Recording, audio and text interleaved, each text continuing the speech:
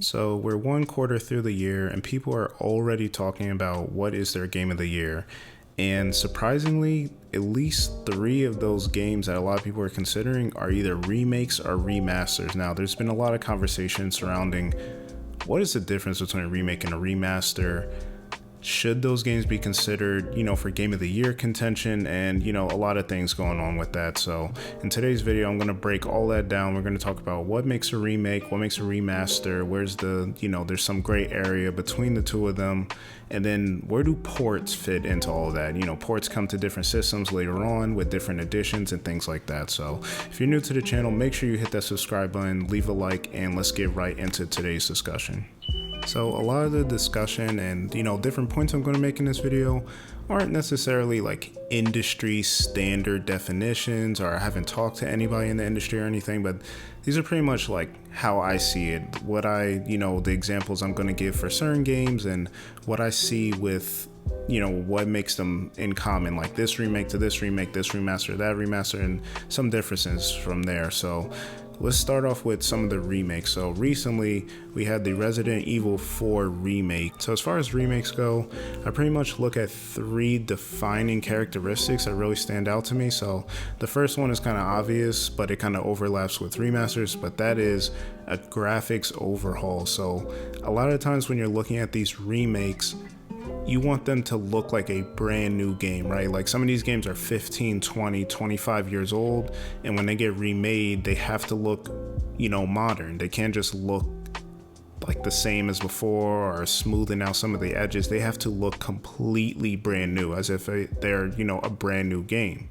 The next thing I look at is story change. So the story doesn't necessarily have to change as far as, it doesn't have to be a completely new game, new narrative and all that. It just has to stick close to the, the source material, but, they retell the story in a different way. You have elements for old fans, but you still have, stuff for new fans to enjoy, things like that. And then the third thing to me is kind of just like the control scheme and or, quality of life, changes. So that could be, before you would have, let's use Resident Evil 4 Remake, for example.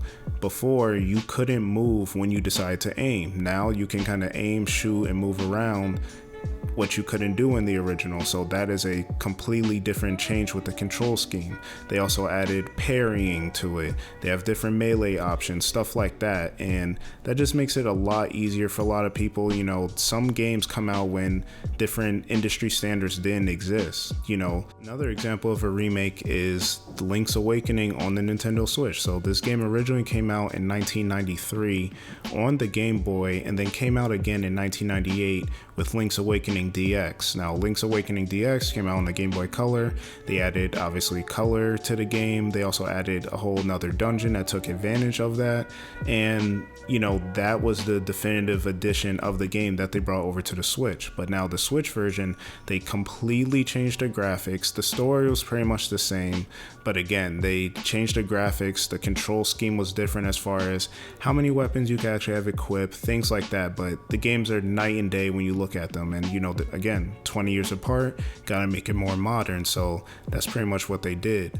Now, a remake that had a bunch of controversy recently was The Last of Us. So first of all, The Last of Us isn't an old game. So the original Last of Us came out in 2013 near the end of the PlayStation 3's life cycle, and then it got remastered on the PlayStation 4. Now, the remaster version had, a little bit of, updated graphics just to look more modern for the PlayStation 4's technology. It also had the Left Behind DLC attached to it. So, was it necessary? Not really, but it came with, a little extra that people didn't have unless they wanted to buy the DLC on the PlayStation 3.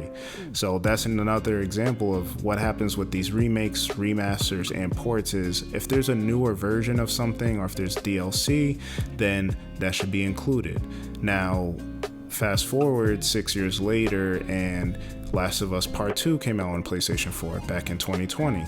But then we got the surprise announcement last summer of a Last of Us Part 1 remake, and a lot of people are like scratching their heads about this because, you know, The Last of Us just came out 10 years ago. And, you know, some people saw it as a money grab, especially being on the PlayStation 5 and costing $70. And yeah, while they did, you know, add different additions and quality of life and control schemes from The Last of Us Part 2, but you know, for the most part, it was just, you know, updated visuals, the character models looked a little different, things like that, but they also omitted some things. So The Last of Us had, you know, multiplayer that you could play, and they didn't have that in The Last of Us remake, which is kind of interesting. I mean, if you're going to have an updated version and take things from, you know, Last of Us Part 2 or any of the remasters or any other, you know, revisions of the game, and you take out stuff, that's not good. I mean, I don't know. It's, to me, I would consider it more of a remaster, but they couldn't call it that because technically The Last of Us Remastered already existed on the PlayStation 4. So that made a lot of people mad, but I mean, it is what it is. It's still sold. The show pushed it to push more, but you know, it kind of begs the question around what are they going to do now? Because as opposed to what they decided to do at Naughty Dog, what Capcom was doing with Resident Evil is, you know, they had Resident Evil 7, then they had Resident Evil 2 and 3 Remake in 2019, which is, you know, around 21 years after the originals came out. And then you have, you know, Resident Evil 8, now you got Resident Evil 4 Remake, and then we'll probably get, you know, Resident Evil 9. So they're kind of on a good cadence of when to release things. As far as Naughty Dog goes, you know, The Last of Us Part 2 just came out in 2020, so you're not going to do a remake for that game. There's no remaster for PlayStation 5, so, I mean, companies can do whatever they want. They can have things in a different order. They don't have to follow each other, but it's, I mean, it's a little confusing. So that's pretty much, you know, my definition of what a remake should be and, you know, how it should be handled. Now moving over to remaster. So we've got a couple of these. Like I mentioned earlier, Last of Us on the PlayStation 4, it came with updated visuals, it came with the Left Behind DLC already packaged in, and that's pretty much what you want to see in a remaster. You know, remasters can be kind of recent, but they normally are involved in if there's a new, you know, system or new upgrades or graphics that they want to remaster a game. They can just take the, you know, source of the game, the source material, and just, you know, add on to it, maybe add a couple features. If there was some DLC that came out later, they can just include that like they did with The Last of Us. Now, Metroid Prime Remaster is considered by a lot of people as, you know, their favorite game of all time. You know, it's rated very high on Metacritic, got a 97, the original did back in 2002, and people are just assuming, you know, with Metroid Prime 4 coming out, that we're going to get Metroid Prime 2 and 3 remastered. And what they did with Metroid Prime was pretty much what I see as what should be in a remaster. Some people are trying to call it a remake, but the way I see it is you update the visuals, which they did completely, made, you know, all new textures, different, you know, physics, colors, things like that. They also added some quality of life changes, and also you need to bring the games into, you know, the modern era. So twin stick play when it comes to first person shooters is just, that's just the industry standard now. It wasn't like that in 2002. And now it is. We've seen that with the GoldenEye port over on the Xbox and Nintendo Switch. They had to change the control scheme. So that's something they decided to change, and then, you know, it did it for the better. And then also, like I mentioned, bonus content is another feature. So with The Last of Us, they did bring that DLC. Another game I want to bring up is Sonic Adventure. So Sonic Adventure and Sonic Adventure 2 both came out on the Sega Dreamcast back in, you know, the end of the 90s and 2001. Now, when these games came over to the GameCube with Sonic Adventure DX and Sonic Adventure 2 Battle, they added some more missions you could do to get, you know, more emblems. They added Metal Sonic, other characters to play in the battle mode, stuff like that. And this was something that I didn't even know until I was deciding to make this video, but you know, Sonic Adventure and Sonic Adventure 2 on the Xbox, which I have, you actually have to get this separate, like the DX content and the battle content for Sonic Adventure 2, you have to pay separately for that. So that's around like, it was like $250 or something, nothing crazy, but I mean, you could call it a cash grab, but it is kind of crazy that that didn't come included in those games because, you know, they are HD remasters. You know, when the HDMI became, you know, the standard outside of the Wii back in Generation 6 and Generation 7, definitely, you know, all these games are kind of getting brought over and updated, being able to play in HD. That was a big selling point for it. So for them to not add that's kind of weird, you know. Another example of games like the remaster that we saw recently was the GTA trilogy. So we had Grand Theft Auto 3, Grand Theft Auto Vice City, and Grand Theft Auto San Andreas. Now, those games had a lot of issues with them, you know, granted, but they were full-on remasters as far as, you know, bringing them to modern consoles, changing the entire overlay of how they look and things like that. So to me, the remake is more like almost building a whole new game just using a, you know, a base that you already have. And then a remaster is more so around, hey, this game's kind of outdated, you know, let's try and make it look more appealing, let's change some quality of life issues, you know, let's just make it look more modern, but it's not necessarily as big as an overhaul like we've seen with, you know, Resident Evil 4 remake, Dead Space remake, even, you know, Final Fantasy VII remake was a big thing, you know, and they actually split that game into 2 parts. So that the whole battle system looks different, obviously visually looks different. So remakes to me are just a larger overhaul as far as the actual game. And then the last thing I wanted to talk about was ports. So ports kind of fall into, you know, they kind of share, you know, elements from remakes and remaster. They kind of fall in the middle, and sometimes they can be one or the other. Most of the time they land on the remake or they land on the remaster side.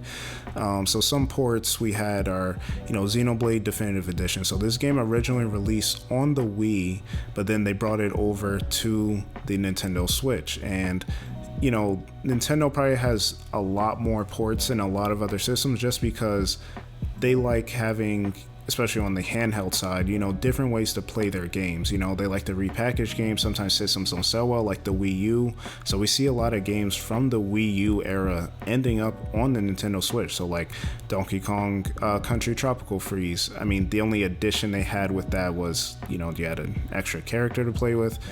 Super Mario 3D World is a great example of this. You know, that was a great game and Nintendo felt like it was wasted on the Wii U. So they released it on the Nintendo Switch with Bowser's Fury. So you kind of have to justify, you know, that keeping it at the same price. It was $60, and you know, you're not just trying to get people that didn't play it on the last system, you also want to try and get people that already bought the game to buy the game again. And that's kind of where Nintendo kind of lies with that. So they added Bowser's Fury, which was a whole new 6 to 7 hour part of the, you know, campaign with different islands and more, you know, stars and things to collect. So that was a great new addition to that. Super Mario 64 DS, you know, back when Nintendo was just adding games on the DS and slapping the DS label on it or whatever they wanted to call it, or on the Wii U, you had the U at the end, you know, it was completely different. The graphics were completely different. You could play with 4 characters instead of just Mario. They added a ton of really fun and innovative mini games. They added new stars to collect and new levels. So that, to me, could be considered a remake. I understand it's a port, so it was more like a remaster with added content, but you know, it could fall in either one.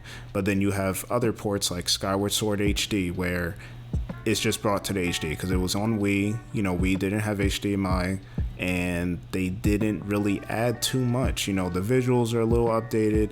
As far as quality of life issues, they did, you know, take away, you could do motion controls, but you could also just use the controller.